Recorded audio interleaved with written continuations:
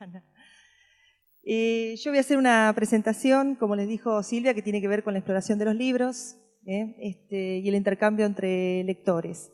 No es nada innovador, es algo que se viene haciendo hace bastante en la provincia de Buenos Aires y en otros lugares. Le he dejado a Silvia un material que después, bueno, seguramente alguna de ustedes lo puede conocer. No es nada original, digamos. Y se puede replicar, porque lo hemos hecho en escuelas, en contextos diferenciados, así que se puede hacer. Simplemente eso. Bueno, yo voy a comenzar esta presentación haciendo un poquito de historia de lo que fue la enseñanza de la lectura y la escritura hasta más o menos la década del 80 y a partir del 80 hacia nuestros días. Las prácticas tradicionales, hace mucho tiempo se consideró que para enseñar a leer y escribir era necesario comenzar con las letras. En especial discriminar la discriminación gráfica y también sus formas gráficas y su pronunciación, su sonoración. En esas prácticas uno distinguía dos momentos. Un momento inicial que se llamaba alfabetización y eso consistía en enseñar a leer y eventualmente enseñar a escribir. Esto, por supuesto, no empezaba en el jardín, ni mucho menos en el primer cuatrimestre de primer año. Veo gente muy joven, pero bueno, si hay gente más o menos de mi edad, sabe que el famoso aprestamiento y estaba como relegado todo lo que sean las prácticas de lectura y escritura para más adelante. Y recién en el segundo ciclo, más o menos, empezaba el momento posterior, que era la lectura y la escritura propiamente dicha. ¿Qué se hacía en ese momento? Bueno, se enseñaba a usar la lectura y la escritura como comúnmente se lo llama y se lo usa. Estas situaciones consistían, ¿qué pasaba en el aula? Bueno, eran actividades que presentaban cada letra del abecedario para ejercitar la forma y ejercitar el sonido. Entonces, se pensaba que solamente a partir de esas marcas y sus respectivos sonidos se podía pasar a la palabra y otras unidades lingüísticas mayores. ¿Cómo era ese recorrido? Bueno, primero las vocales y luego las consonantes. Y además había un riguroso orden en las consonantes. M, P, S, L, R, puedo seguir, ¿no? Y al final del libro de lectura, que es lo que se usaba, aparecían los que llamábamos los fonogramas, ¿no? Fra, fre, fri, fro, fru, pla, ple, pli, plo, plu y demás, ¿no? Se pasaba, una vez que se conocían las vocales y las consonantes, se pasaba la palabra por palabra. El famoso método de la palabra generadora, que algunas de ustedes lo conocerán. Se trabajaba la composición y descomposición de la palabra, ¿no? Porque había que hacer un trabajo de análisis. Y la complejidad en la presentación de la palabra también tenía que ver con su estructura. Por lo general se trabajaba con palabras con dos sílabas directas, ¿no? Por eso usábamos masa, suma, mimi, pupi, todas esas cosas. Y quedaban frases como Susi hace sucesos. No me pregunten el sentido de eso porque me comprometen. Pero quedaban esas frases en los cuadernos y había que leerlo. Y había una progresión de pasar de la letra a la palabra, de la palabra a la oración y de la oración a la redacción, ¿no? Eran textos puramente escolares, se escribía para la maestra. Ahora, enseñábamos lengua. Y enseñar lengua es enseñar el conjunto de palabras del lenguaje hablado, del lenguaje escrito y todos aquellos principios que rigen nuestro sistema o nuestro idioma. Pero eso no es enseñar lenguaje, porque el lenguaje es el uso que hacemos de esas palabras para hacer cosas. Cosas como leer para disfrutar, leer para informarse, pensar, construir conocimiento, reclamar, quejarse, convencer al otro. A través del lenguaje hasta uno es posible decir cosa si en el fondo estoy pensando otra? El lenguaje tiene ese poder de emocionar al otro. Pero si yo me quedo con el nivel de la lengua, que son los aspectos gramaticales o descriptivos del lenguaje, me faltan otras dimensiones. Los géneros que aparecían en la escuela eran géneros escolares, las famosas redacciones. Ustedes como alumnas deben haber pasado por eso, de escribir redacciones, tema, bueno, la plaza, la vaca, esas cosas, ¿no? Que poco tiene que ver con la generación de géneros de circulación social, los textos como aparecen fuera de la escuela.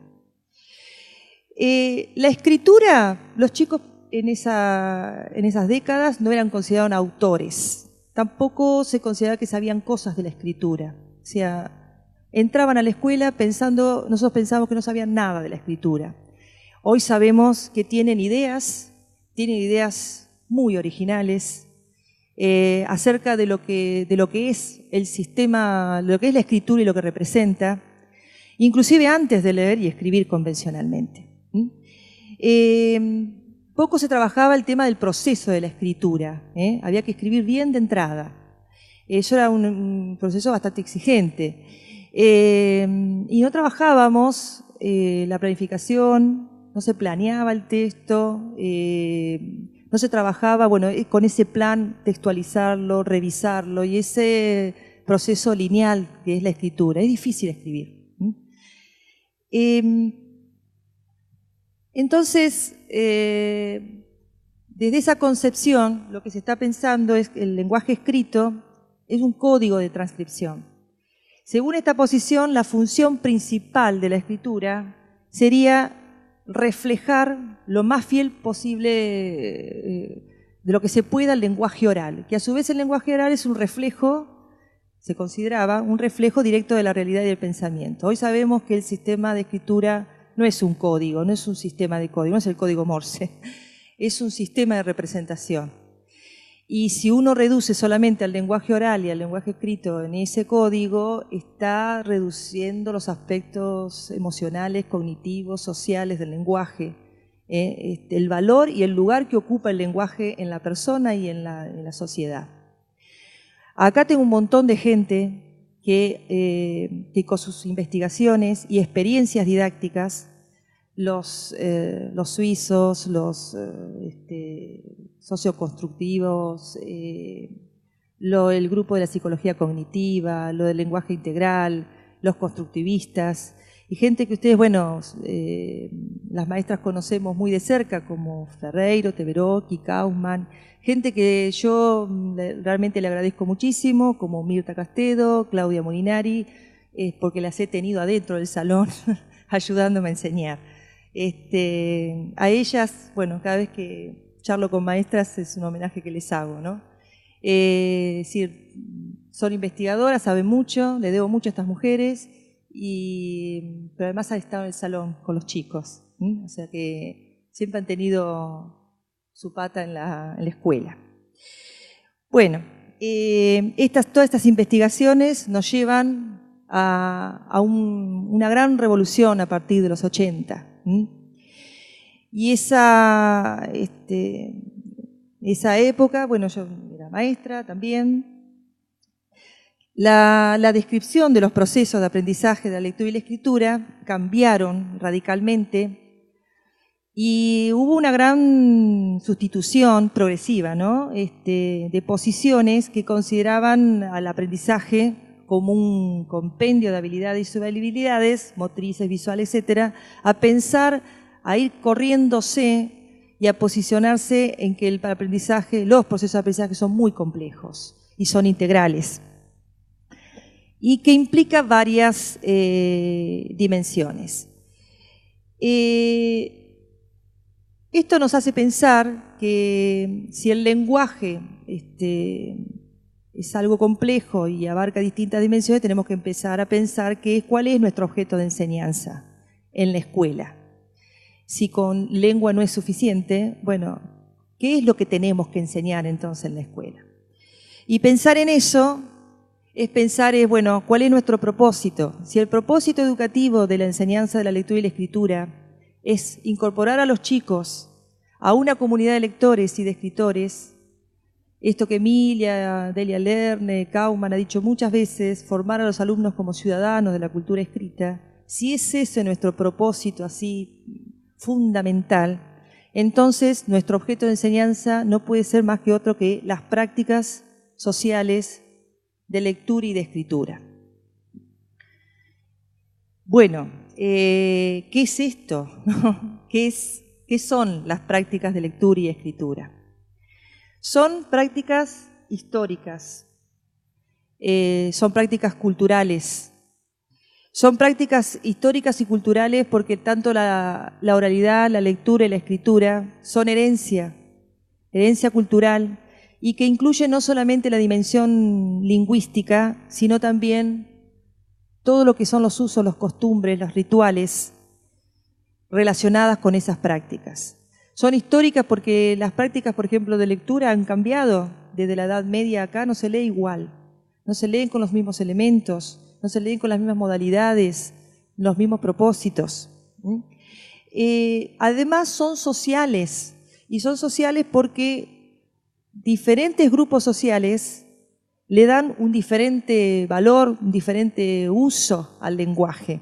Muchos lo reivindican como un factor de identidad. Entonces, si uno coloca como centro de enseñanza las prácticas del lenguaje, está formando ciudadanos conscientes de que el lenguaje no es ajeno al poder. Y esto implica que el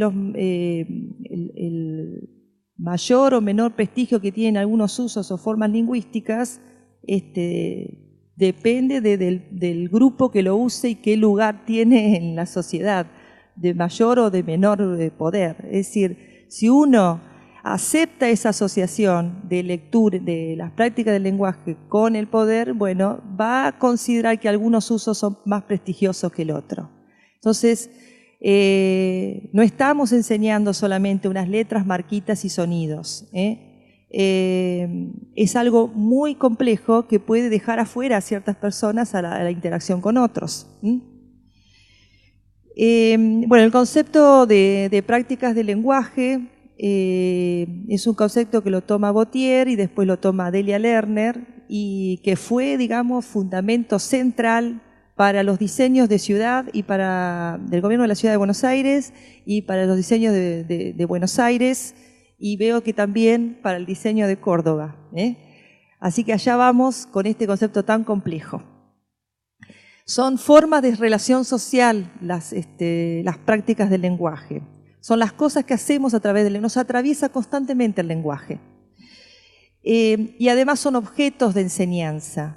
Es eso lo que vamos a enseñar. Las cosas que hacen las personas con los textos, las cosas que hacen las personas con otros a través de los materiales de lectura. Es decir, no es el texto lo que vamos a enseñar, sino lo que hacemos. ¿Qué hacen las personas cuando leen? ¿Qué hacen las personas cuando escriben? ¿Qué hacen las personas cuando tienen que comunicar algo?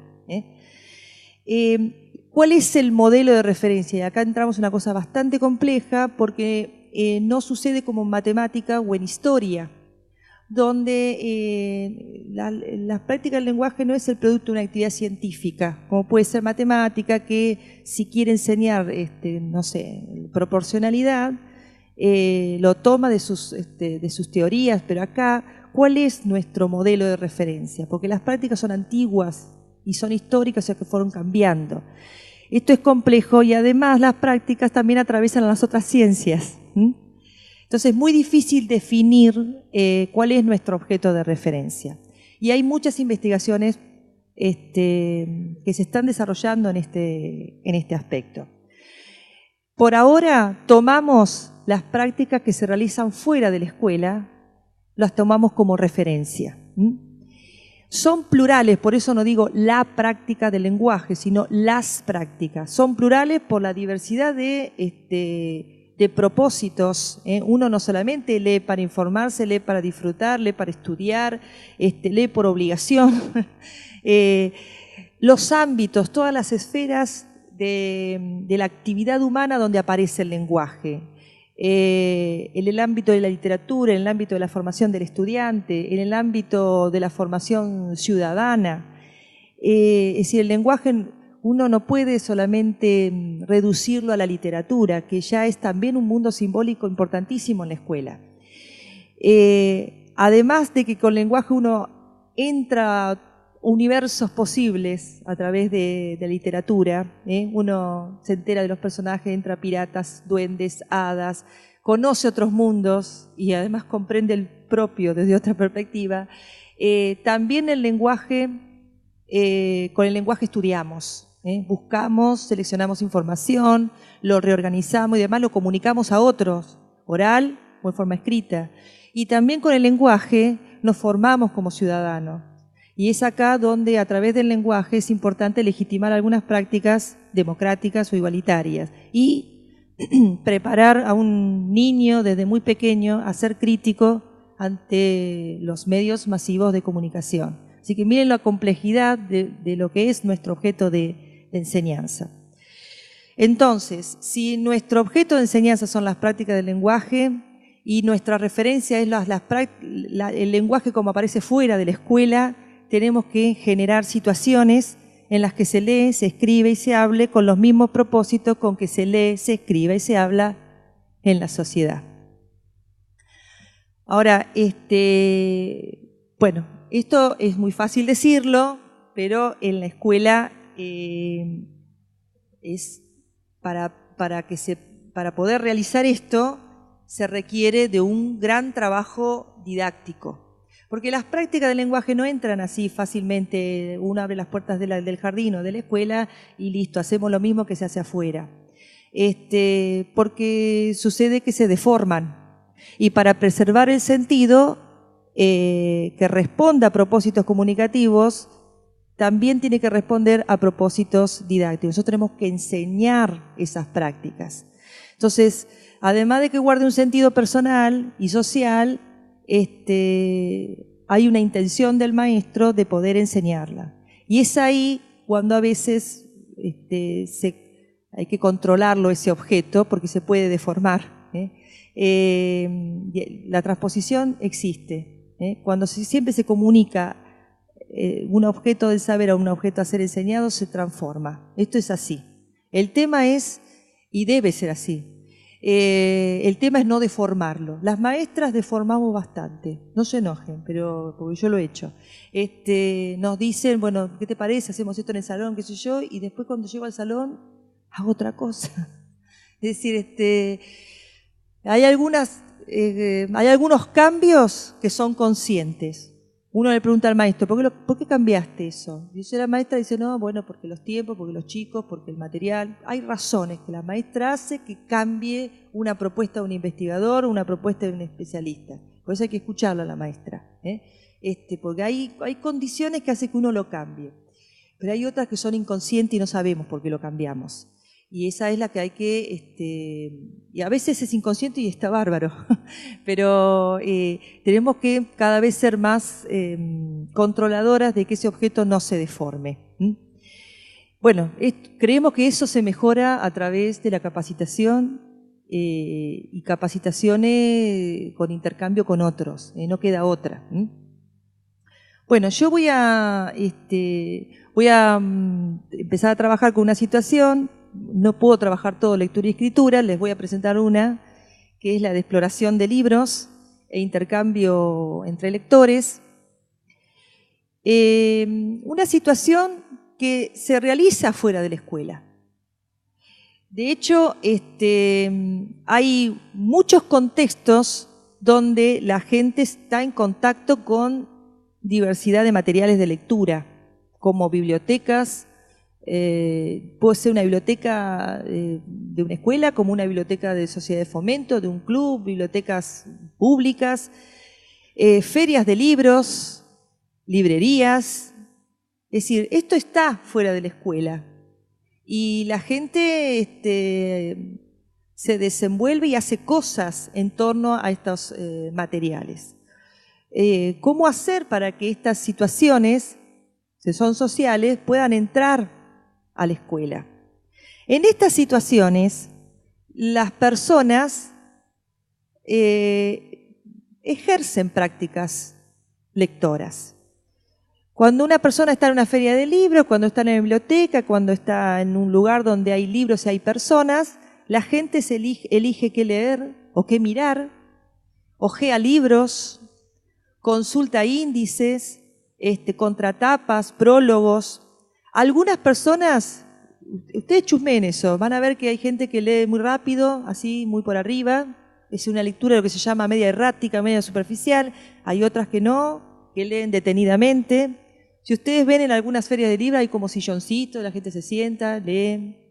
Algunas personas saltean o releen ciertas partes, otras leen con más paciencia. Algunas personas leen solas, otros se ponen a leer con otros. Y después está el tema de la elección, qué es lo que está leyendo. Algunas personas se meten en la ciencia de ficción, otros directamente les gusta más lo informativo y entonces quiere desentrañar y descubrir cuestiones enciclopédicas. Otras directamente les gusta más los medios, los textos periodísticos. Elige qué leer. Otras, bueno, deciden también, una vez que eligen, comprarlos, llevarlos en el préstamo si se trata de una biblioteca. Algunas personas se reencuentran con obras que ya conocen y se emocionan. Ay, mira este libro, yo ya lo conocía, lo tuve, lo perdí, lo quisiera tener, qué sé yo. Y otras personas, bueno, descubrimos nuevas obras. Pero además hacemos cosas con los libros, pensamos, hablamos, imaginamos, nos quejamos, estamos en contra de lo que estamos leyendo, todo en función de lo que estamos, en función de ese contacto con los materiales.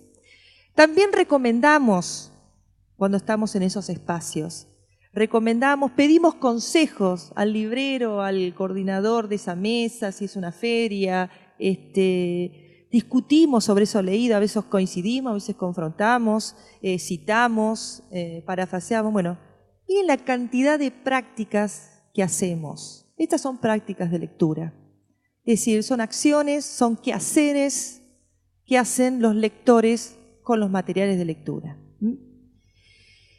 Yo voy a mostrar ahora una situación de jardín para ver cómo se desarrolla una situación de exploración en una sala. Voy a mostrar a una maestra que le debo mucho, después fue directora, ahora es inspectora, Guillermina Lanz, que era del equipo nuestro de capacitación, y con ella filmamos clases. Quiero aclarar que es un jardín en contexto de pobreza, ella era directora y tenía sala a cargo. No era una plurisala, sino que ella era directora con sala a cargo y después tenía otra maestra con otra salita. Esto lo hicimos en el 2005 y coordinaba este proyecto de videos Mirta Castedo y Claudia Molinari. Elección de libro. Hoy vamos a trabajar con los libros de la biblioteca, ¿sí? Como hemos hecho otras veces. Voy a poner el mantelito. Se van solos con un libro, eligen el libro que ustedes tienen ganas de leer, de mirar. Y después se juntan con un compañero para compartir lo que descubrieron en el libro. Bueno, voy a empezar a poner algunos libros que ustedes ya conocen. Los morochitos, el sapito glo glo glo.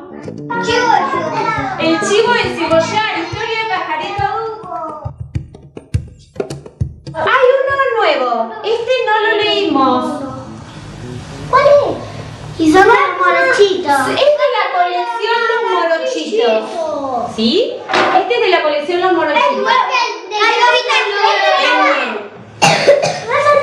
Igual que el sapito glo glo glo. Muy bien, Kevin. Ahora vamos a escuchar. El autor, Antonio Machado. Eleonora Arroyo hace las ilustraciones. La plaza tiene una torre. ¿Y saben una cosa? Este me lo recomendaron porque Antonio Machado escribe poesía. Es un poeta español. Y es hermoso. Cuando lo leemos nos hace sentir tantas cosas. Y lo lee mucha gente grande también, Antonio Machado. ¿Les leo una partecita? Sí. La plaza tiene una torre, la torre tiene un balcón, el balcón tiene una dama, la dama una blanca flor. Lo dejamos acá, a ver quién lo va a querer leer.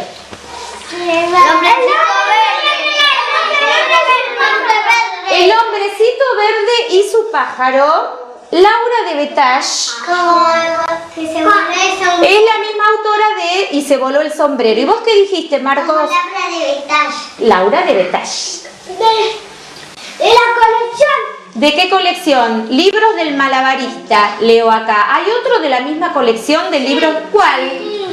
A ver, déjenlo a Marcos, Nico. Espera. ¿Cuál? ¿Cómo se llama? El monte era una fiesta. Ah, no lo escuchaba Elías. Bueno, El monte era una fiesta de Gustavo Roldán. Es de la misma colección que El hombrecito verde y su pájaro. ¿Bien?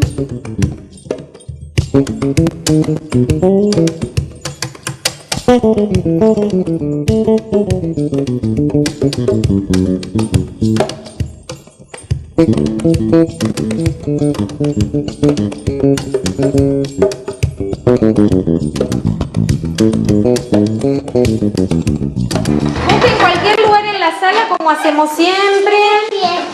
Bueno, pueden venir más acá también si quieren, que hay lugar, venir.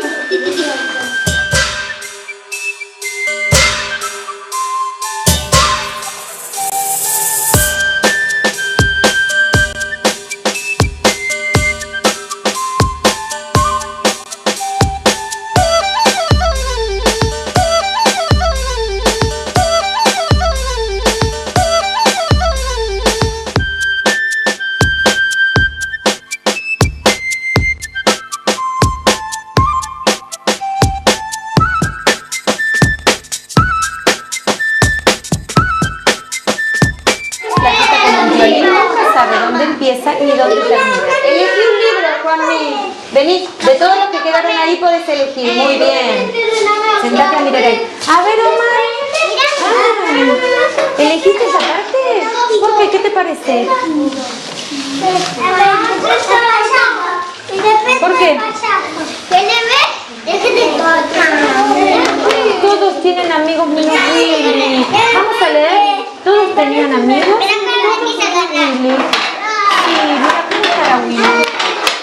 Triste. ¿Y todos los que están acá con amigos?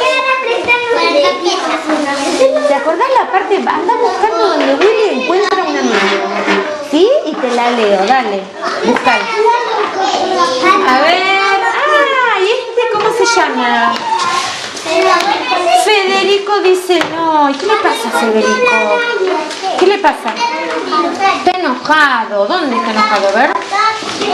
Mira, acá dice, cuando llega la abuela no le quiere dar un beso. ¿Qué le pasa a Federico? Le pregunta la mamá. Federico está escondido, no doy besos y no doy besos. Dice, no, y no, y no, y no.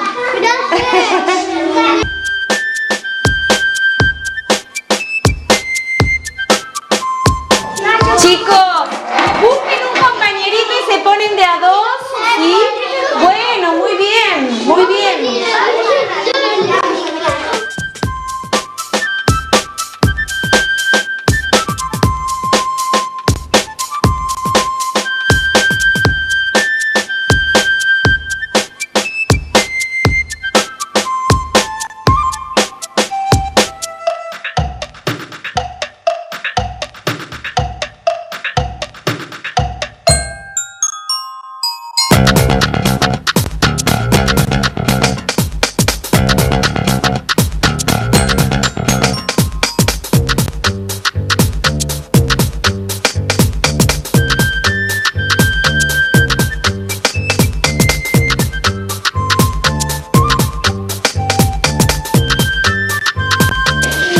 elegiste? Porque caían esos cositos. Ay, caían esos cositos. A ver, vamos a leerlo. En la esquina de mi casa había 10.000 porotos y yo llamé a los bomberos para evitar alborotos. Como hielitos. Sí.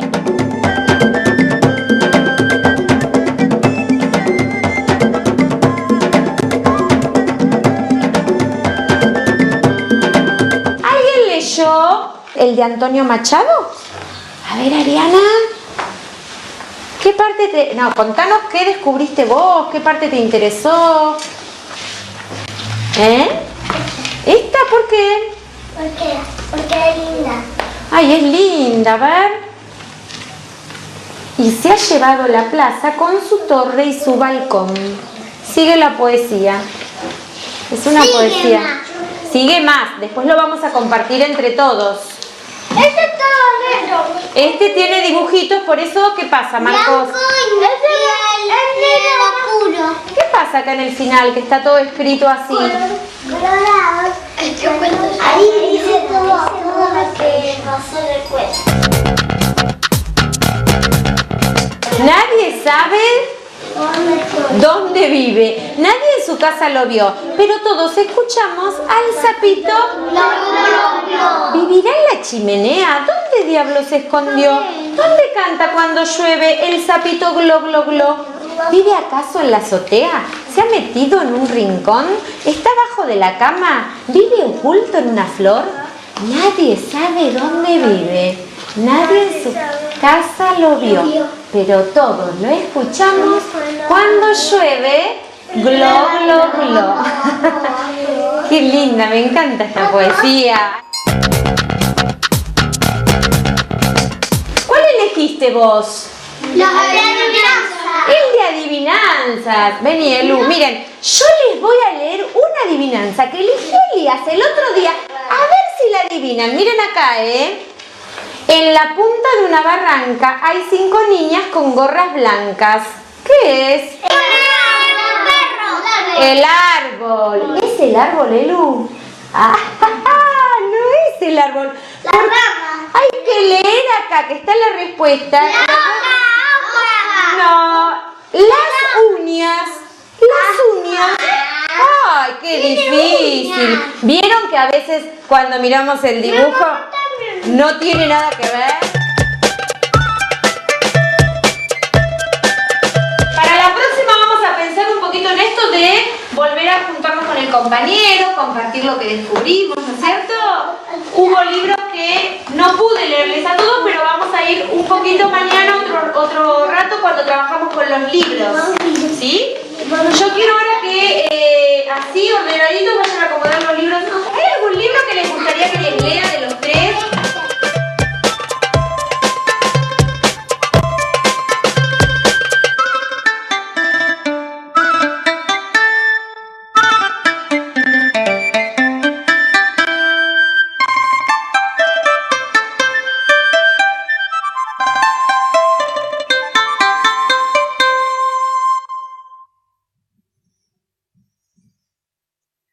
Bueno.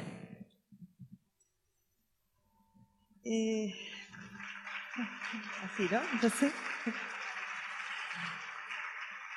Bueno, esta es Guillermina, en su sala, con sus chicos.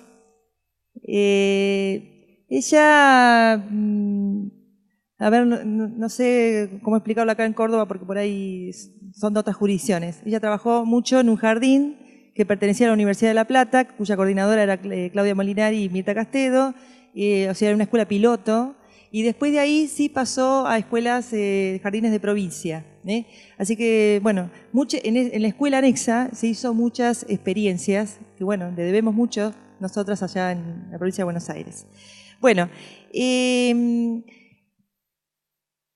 esta Guillermina, de la cual aprendimos muchas, y ahora también les voy a presentar a otra, una planificación, hacía mucho estas exploraciones, y a veces en circunstancias donde no había mucho material.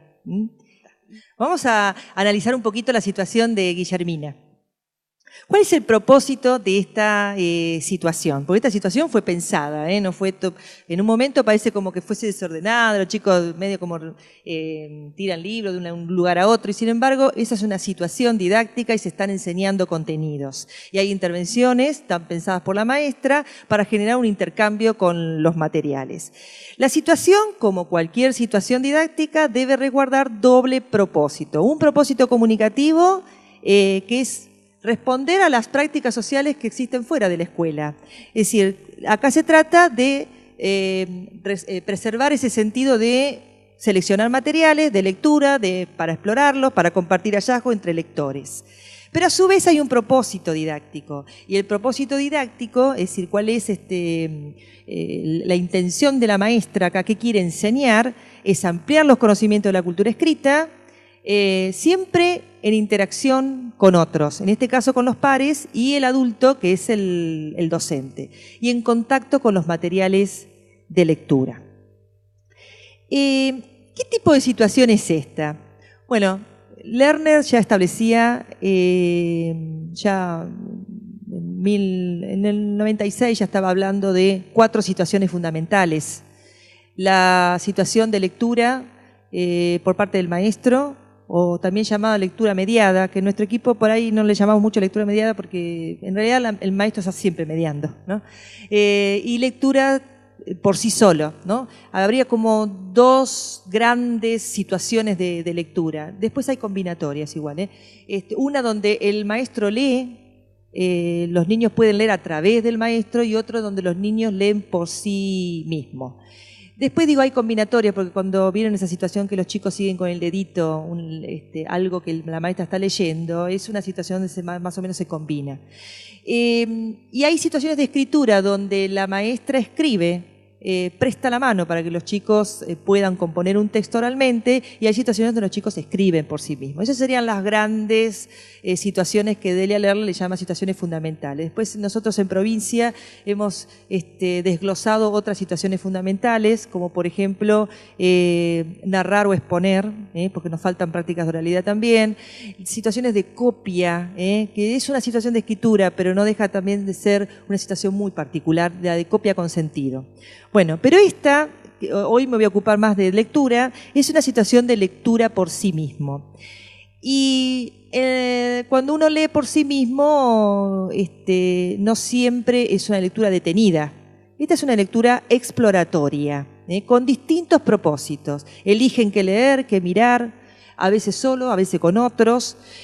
A veces se exploran los libros para obtener una información muy global del contenido, pero a veces también para buscar una respuesta específica. Por ejemplo, acá estaban explorando textos literarios, puede ser que uno pueda explorar textos informativos.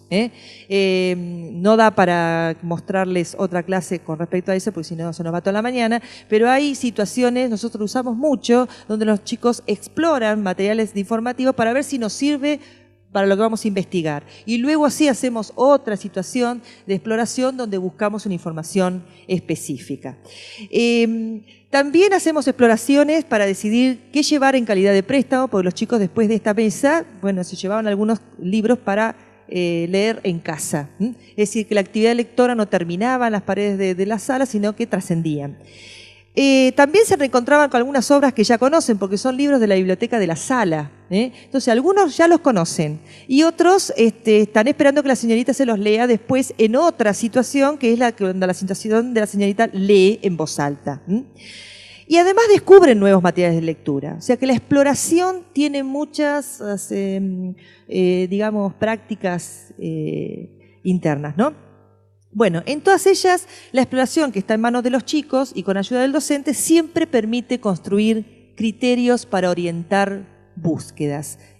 Esto parece una tontería y parece obvio, pero hay que enseñar a explorar los materiales a los chicos. A mí de niña no me enseñaron y aprendí, creo que porque estaba en un ambiente de padres alfabetizados, pero cuando eso no ocurre y después le pedimos a los chicos tener que estudiar y buscar material y los dejamos solos, es un acto de discriminación después porque los dejamos solos para algo que hay que enseñar. Todo esto se construye. Nadie nace sabiendo explorar libros, sabiendo buscar una información en un índice, sabiendo qué dice una contratapa. Todo eso son prácticas del lector que se aprende con otros y con materiales de lectura. Y hay que empezar a enseñárselos desde muy chiquitito. De hecho, nosotros lo hemos visto y casi todos los chicos, ahí, casi todos, sacando un par de nenas, no tenían lectura convencional. Por supuesto que no basta esta situación. Después hay situaciones donde el maestro lee en voz alta un texto. Es decir, se necesita un montón de situaciones que se pongan en acción en la sala. ¿Qué cuestiones a tener en cuenta en la selección de los materiales? Acá me meto con algo que voy a parafrasear mucho a Ana Ciro con respecto a los materiales. Si el propósito nuestro es que incorporar a los chicos a la cultura escrita y que amplíen el horizonte lector de los niños, hace falta variedad. Variedad. La máxima variedad posible de textos hay que ofrecer en estas exploraciones. Variedad en extensión. A veces las maestras jardineras lo hacemos, yo lo pensé muchas veces esto, como si es un nene chiquito, tengo que mostrar un libro chiquito. Como que los chicos no están preparados para poder explorar, chusmear, curiosear textos que también son para niños más grandes o de adultos. Hay que vencer esos miedos. Además, los chicos piden esas cosas también, porque hay una curiosidad que quieren satisfacer. De autores nacionales y autores extranjeros, clásicos y contemporáneos. Desde las salas del jardín tenemos que mostrar los clásicos, que a veces me pasa que en algunas capacitaciones hay un poco de resistencia con los clásicos, pero hay textos de una calidad muy buena, hay que seleccionarlos muy bien. Si no es en el ámbito de la escuela, esos clásicos no se van a conocer. Un Robin Hood, si no lo presento en primaria, un Don Quijote, hay libros que si no los hacemos conocer en primaria, no sé si los chicos por sí solos van a acceder. O sea, depende mucho de nosotros en ofrecer textos que forman parte del patrimonio universal. Pero también hay que mostrar otros textos más contemporáneos. El tratamiento de los géneros, no quedarnos solamente con lo literario y el cuento, que es lo más tradicional en el jardín y en la escuela. Mostrar géneros y subgéneros. Poesías, todas las formas versificadas, breves, textos dramáticos, por ejemplo, obras teatrales. Hay hermosas obras teatrales para mostrarles a los chicos. Es decir, variedad en género. Y por supuesto, como dije hoy, también los textos informativos. El tratamiento de la ilustración. Poco sé yo de este tema y cada vez que me junto con alguien que sabe de ilustración descubro, porque por lo general nosotros estamos acostumbrados a mirar materiales con una ilustración muy clásica, muy figurativa, ¿no? Y hay que también conocer variedad de ilustradores que nos muestran otro sentido de las historias. Por ejemplo, me estoy acordando acá de los libros álbum. Me parece que es una literatura que no puede faltar en los jardines ni tampoco en las primarias. Los libros álbum. Los libros álbum, bueno, si me queda un poquito de tiempo les muestro uno al final, pero este de Willy y Hugo, de Anthony Brown, es un libro álbum, son libros donde la imagen y el texto se articulan, se conjugan para construir un sentido. Es decir, si yo tengo que hablar de qué se trata Willy y Hugo, tengo que hablar de la imagen y tengo que hablar del texto. Hay libros que no tienen imágenes porque con el texto es suficiente. Hay libros que tienen imagen, tienen el texto y tienen una imagen que complementa. Está o no está, no le quita el sentido de la historia. Pero en los libros álbum es fundamental la conjugación de estos dos códigos, de estos dos planos de la construcción de la historia. Si no conocen algunos libros álbum, bueno, métanse en internet o porque es una literatura que a mí me fascinó. Y a los chicos y adultos, hay temáticas preciosas y maravillosas. Posibilidades de acceso, que puedan acceder solos, con pares, con adultos, y distintas modalidades de lectura, exploratoria, detenida. Soportes, ¿dónde vienen los libros? Fijarse bien, bueno, porque algunos tienen tapadura, otros no lo tienen, otros son grandes, chiquitos, la diagramación, el tipo de papel. Es decir, todas estas cuestiones hay que ponerlas en juego a la hora de armar una mesita o una alfombrita exploratoria. También considerar los intereses y gustos lectores de los chicos. Por lo general, no podemos quedarnos solamente con el interés de los chicos, porque a veces los chicos no pueden decir no puede decir lo que les gusta de algo que no conoce. Entonces, hay que tener en juego lo que quieren los chicos, pero también la intención de lo que quiere enseñar el docente. ¿Cómo sabemos los intereses de los chicos? Bueno, una situación que yo la he hecho muchas veces es mostrarle catálogos, porque además es un portador que no se usa también. Poner catálogos también en las mesas exploratorias. Catálogos de librería, comunes, o también algunos que se puedan bajar de internet, porque ahí muestra la tapa del libro, alguna reseña, y a lo mejor los chicos, si uno les muestra catálogos, distintas reseñas, se pueden enterar de cosas que quisieran tener o leer. A mí, por ejemplo, una mesa exploratoria me pidieron, no hay nada de plantas. Yo no me iba a imaginar que me iban a pedir plantas. Bueno, los chicos, o pirata, me pidieron uno en una época que yo en pirata no me imaginaba que me iban a pedir. Bueno, o sea, también hay que escuchar los intereses de los chicos. También libros que promuevan una propuesta estética, libros creativos que desafíen al lector, que hagan pensar sobre la historia, que mueva algunas estructuras. Son chiquitos, pero a veces los chicos traen un discurso de adulto que es rígido. Entonces, bueno, hay historias que ayudan a repensar. Cómo están presentados algunos temas, algunos conflictos, y no tenerle miedo a ofrecer libros que no sean temas. A veces uno dice el tema de la muerte, poner un libro del tema de la muerte o el tema.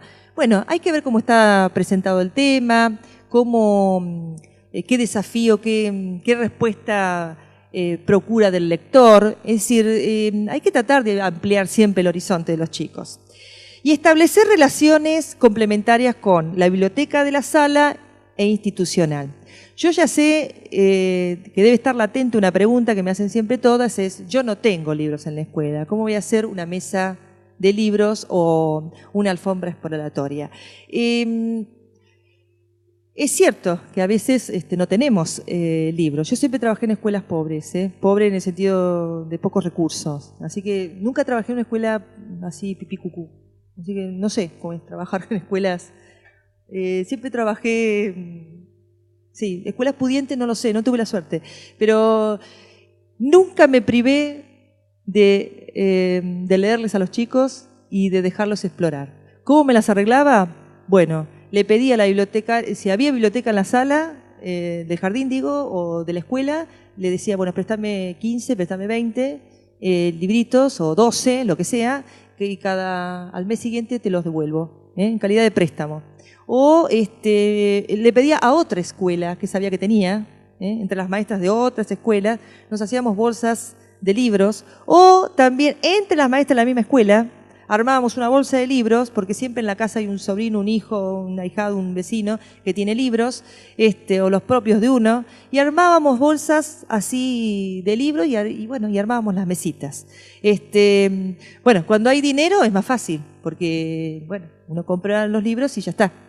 Pero cuando no está, uno tiene que rebuscársela con bibliotecas, centros de fomentos y no privarse de esta situación que permite construir muchas prácticas lectoras, aún antes de leer y escribir convencionalmente. Bueno, los momentos de esta situación. ¿Se ve, no? Primero, la maestra propone a los chicos disponerse alrededor de los libros. Este es el primer momento de esta situación. Ella presenta los libros uno a uno, le muestra la tapa de los libros, le lee los datos, el famoso uso del dedito, porque que la lectura, que la escritura se lea de izquierda a derecha es toda una construcción. Ya desde el vamos ya le muestra cómo se lee los títulos, de dónde hasta dónde llega, dónde está el título de las tapas, dónde está el autor, es decir, los datos. Y a través de esta intervención voy a empezar a poner algunos libros que ustedes ya conocen. Ella distribuye los libros y les dice Los Morochitos, El Sapito Glo Glo Glo, El Chivo del Cebollar, en Historia de Pajarito Remendado. Es decir, nombra los títulos como son. No dicen, acá está el verdecito, acá está el colorado, acá está el del tomate. No, nombra los libros por su título, porque eso es también entrar al lenguaje que se escribe. ¿Por qué no voy a nombrar el título? Que a lo mejor al autor le llevó un tiempo importante pensar cómo se puede llamar este título. ¿Por qué lo voy a cambiar o lo voy a nombrar por el color solamente? Presenta también en este momento obras nuevas. Esto es importante. En cada mesa exploratoria, para que los chicos no se aburran y no sea siempre una rutina, la maestra siempre se guarda un par de libritos nuevos como una sorpresita.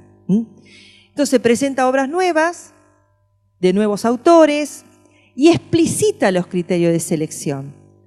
Es de la colección Los Morochitos. Fíjense que le está dando, hay todo un metalenguaje, colección, editorial, autor. Los Morochitos, igual que el Sapito Glo Glo Glo. El autor es Antonio Machado y Eleonora Arroyo hace las ilustraciones. Antonio Machado escribió poesía, es un poeta español, entonces muestra el libro. Lo lee mucha gente grande también, Antonio Machado. ¿Les leo una partecita? Bueno, miren todo lo que hace ella para presentar al libro. En realidad es una promotora. Ahí tenemos que venderlo al libro para que los chicos lo vayan a explorar. Y les puedo asegurar que cuando presentamos un libro, pues todos quieren acceder a él. Explicita los motivos por los que quiere compartir los libros. Eso es una práctica que hacemos todos en las ferias también. Ay, llévate este libro. Ay, vos cuando conocés este libro no sabés lo que es este libro. Este libro me lo recomendó fulana. Bueno, acá lo mismo. Le dice, me lo recomendaron porque Antonio Machado escribe poesías. Es un poeta español y es hermoso. Cuando lo leemos nos hace sentir tantas cosas. Y fíjense que es un autor que lo leen los adultos. Y sin embargo, bueno, el de La Plaza tiene una autor es hermosa. Y aparte los chicos la aprenden rápidamente. No por nada presentó Los Morochitos. No sé la experiencia de ustedes, pero el de Los Morochitos por lo general, siempre que yo lo he puesto en las mesas, los chicos no lo eligen. Porque no tiene colores, dicen. O no tiene dibujitos, todo blanco y negro. Bueno, es ahí donde hay que hacer un fuerte trabajo didáctico de ¿ese libro no lo eligen? Bueno, primero preguntarles por qué no lo eligen y después nosotros tenemos que leérselo, presentárselo y mostrarle que atrás de ese blanquito y negro que dicen ella hay un lenguaje maravilloso, hay una historia que está contada, es decir, está ahí nuestra intervención de hacerlo conocer.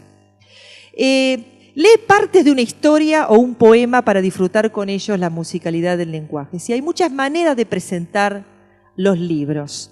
La plaza tiene una torre, la torre tiene un balcón, el balcón tiene una dama, la dama una blanca flor. Ella lee. Esa es otra manera de presentar los libros nuevos. También establece vinculaciones entre libros de un mismo autor o colección. Esto está muy lindo porque nosotros no solamente conocemos títulos de autores, sino editoriales. Y las editoriales también marcan una línea. Nosotros que somos grandes sabemos cuál es, después de tanto leer, qué sé yo, Alfaguara o Santillana o Guay, que uno va sabiendo cuál es la línea editorial. Mira, esto es propio de Santillana, por ahí decimos, porque uno va conociendo varios de la misma editorial. Entonces, acá es cuando los chicos dicen, el hombrecito verde, porque ya lo conocían. Ella confirma, dice el hombrecito verde y su pájaro, es de Laura de Betach. Lee y señala. Uno de los nenes dice, y cómo se voló el sombrero. Otro dice, reconoció el autor y dice, Laura de Betach. Es la misma autora. Miren, los chicos establecen vinculaciones entre materiales que algunos son nuevos y otros no. Es la misma autora de Y se voló el sombrero. Y Marco dice como Laura de Betach. De la colección Libros del Marabalista. Lee y señala, ¿hay otro de la misma colección? Los chicos dicen, sí. ¿Cuál? A ver, déjenlo a Marcos. Y Marcos señala el libro El monte era una fiesta. Miren, los chicos empiezan a hacer relaciones entre editoriales y colecciones. Orienta diferentes formas de identificación.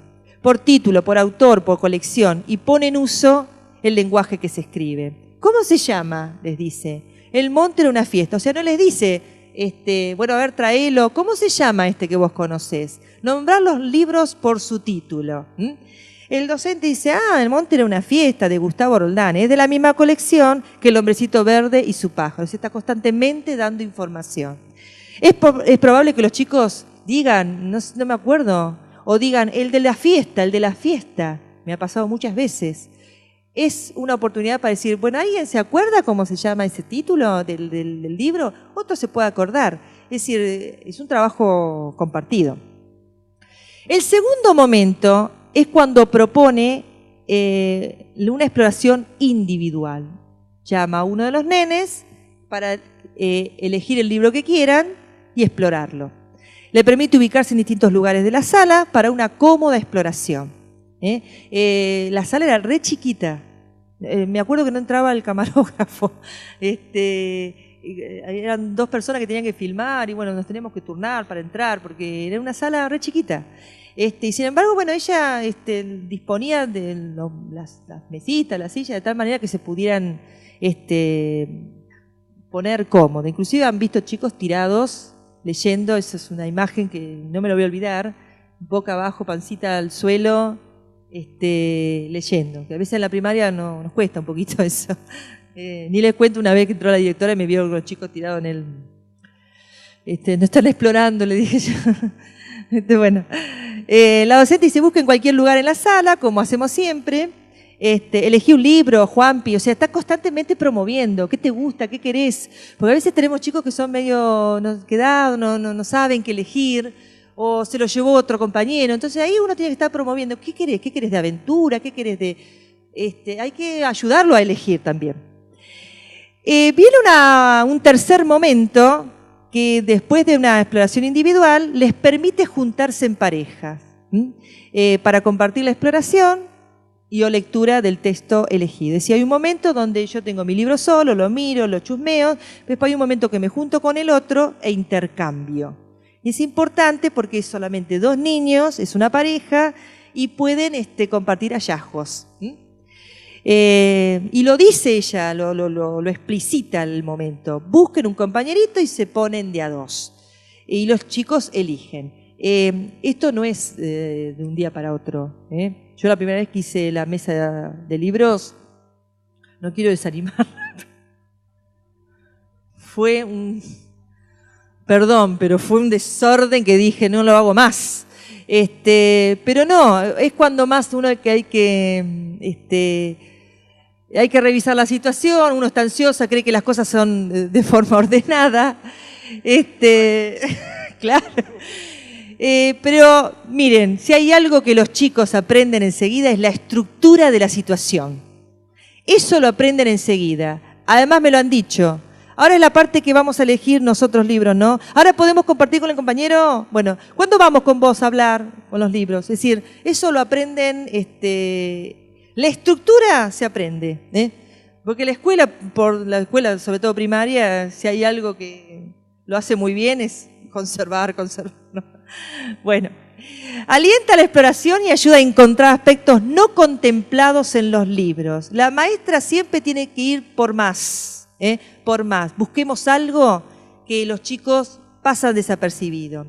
Y me encanta esta intervención, siempre se la digo, está mirando un libro de Anthony Brown, el que no conoce este libro, por favor, se llama Willy Hugo, de Anthony Brown, es hermoso ese libro, es un libro álbum. Le dice, a ver Omar, elegiste esta parte, este nene no lee todavía convencionalmente. Muestra una doble página, que es la primera, de Willy Hugo, y la docente dice, ¿por qué? ¿Qué te parece? Y Omar dice, todos tienen amigos menos Willy.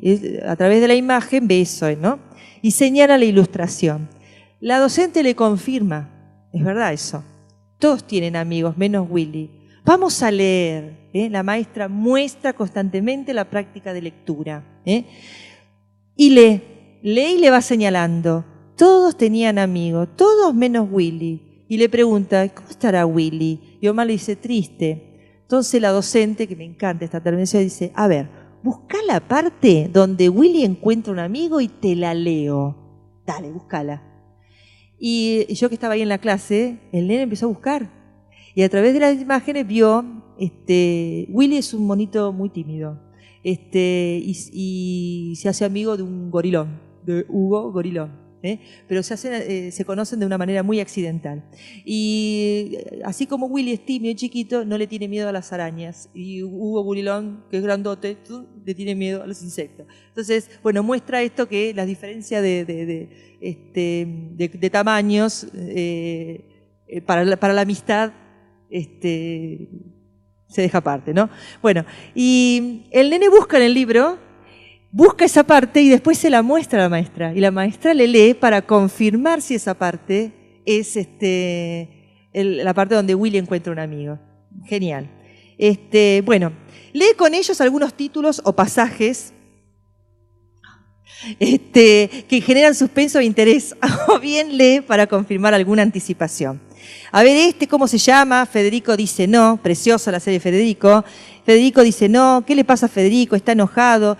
Está enojado, dice la maestra. Mira, acá dice, lee y señala, cuando llega la abuela no le quiere dar un beso. ¿Qué te pasa, Federico? Pregunta la mamá. Federico está escondido, dice no, no y no. Es decir, todo lo que le cuentan nene ella lo confirma o no a través de la lectura. Y por último, abre un espacio de opinión con el grupo total sobre los textos explorados y o leídos. En este espacio de intercambio ella se los trae con los libros en la mano y pregunta acerca de los libros y pregunta sobre el libro que presentó al inicio. A ver quién leyó Antonio Machado, etc. Retoma una intervención inicial. Bueno, relee algún pasaje en ese intercambio.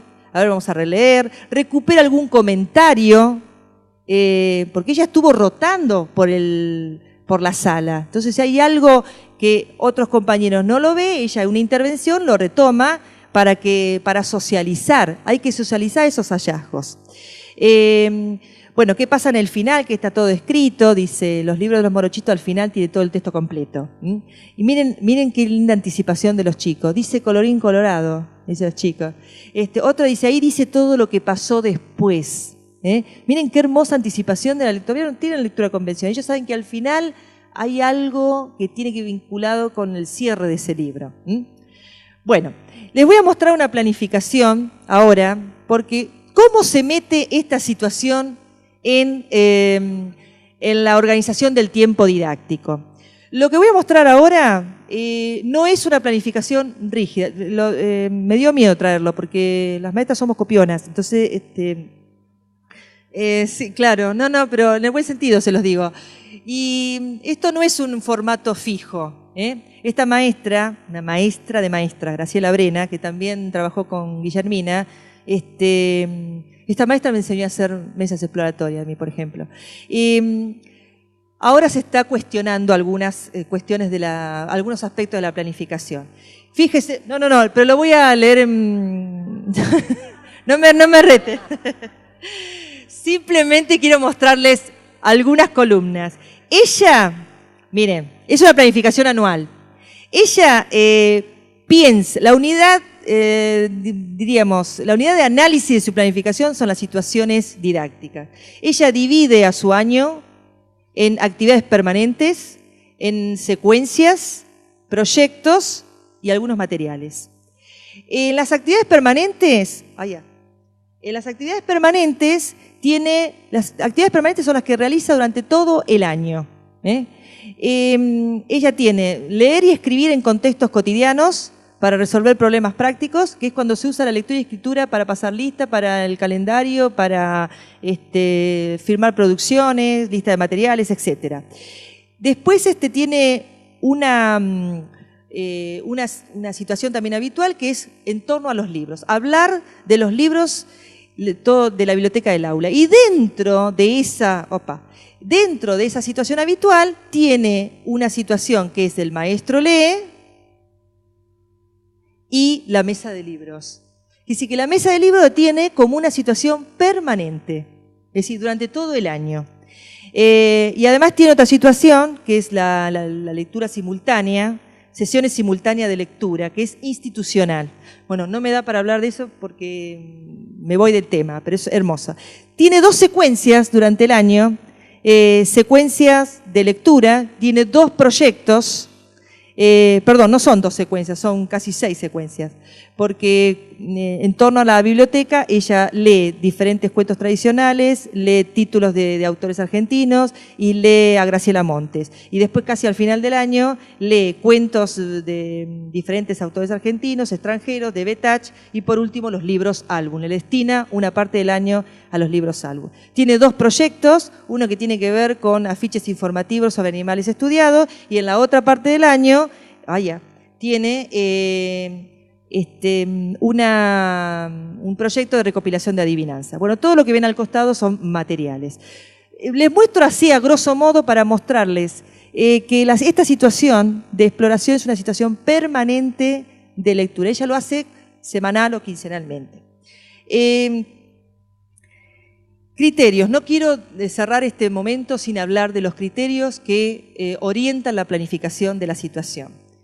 En esta planificación de Graciela Brena hay diversidad de textos, de propósitos, de modalidades, de acciones frente a los textos. Hay continuidad, porque esta situación es continua en todo el año, a lo largo del año, con una frecuencia. Ella lo hacía semanalmente y si no, quincenal. Y tenía un día fijo para hacer la mesa de libros. Yo, por ejemplo, también tengo días fijos. Los viernes hago mesa de libros, 2 horas le dedico, y después los chicos, hago la situación de préstamos, se llevan un libro de esa mesa, y el día lunes hacemos una ronda. Es decir, siempre hay una relación de una situación con la otra, pero semanalmente. Si no se puede hacer semanalmente, quincenal. Simultaneidad. Esta situación coexiste con otras, porque con mesa de libro no hacemos todo, no enseñamos a leer y escribir con mesas de libros. Necesitamos otras situaciones de lectura, aquellas específicas para desentrañar el sistema de escritura, de lectura y escritura por sí mismo, y también secuencias y proyectos. Y progresión, algo muy difícil ver en las planificaciones, pero hay que pensarlas. Es decir, cada mesa tiene que presentar un desafío. Y el desafío es que los chicos avancen como lectores. Es decir, las mesas no deben ser iguales. Es igual la estructura, pero lo que varía, por ejemplo, puede haber mesas libres. Bueno, cualquier libro que tengo en la biblioteca, libre. Pero a veces puedo hacer una mesa de un autor. Por ejemplo, los libros, de Graciela Montes. Hago una mesa de libros de Graciela Montes. O de un tema, poesías de la luna, autores que escriben sobre poesías de la luna, o de canciones, por decir, o un subgénero o género. Hago todo lo que sea mesa de libros, álbum. Bueno, siempre puedo variar las mesas. Nuevos, y además pensar nuevos intercambios con los chicos, y para eso tengo que pensar nuevas intervenciones. Si veo un chico que ojea, me tengo que acercarme y decir, bueno, a ver, ¿querés que te lea un pedacito? A ver esta imagen, esa intervención que le hizo Guillermina, busca la parte donde fulano se hace amigo de él, y después me lo traes. Es decir, tratar de que sea cada vez más, esa exploratoria más detenida. Para terminar, como ustedes ven, la lectura, no podemos decir lectura, sino las lecturas, porque es muy diversificada. Diversificada en formatos discursivos, en materiales, en modalidades, en intervenciones, en contribuciones de los chicos. Y a lo largo de la historia, la historia misma nos dice que estas lecturas fueron extensivas e intensivas. Extensiva en el sentido de, se realizaron a lo largo de, variada, digamos, muy superficial, y otras más detenidas, más intensivas, más